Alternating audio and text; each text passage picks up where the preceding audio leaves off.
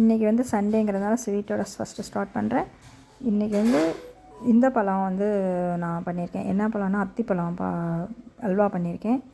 Plus மத்தியானம் வந்து chicken வந்து கேட்டுட்டா என் பாப்பா. அதுக்காக லெக் பீஸ் வந்து ஒரு 2 எடுத்தவளுக்கு ஃப்ரை பண்ணிவிட்டு மற்றதெல்லாம் சிக்கன் மஞ்சூரியன் பண்ணேன். அப்புறம் புலாவ் பண்ணியிருக்கேன்.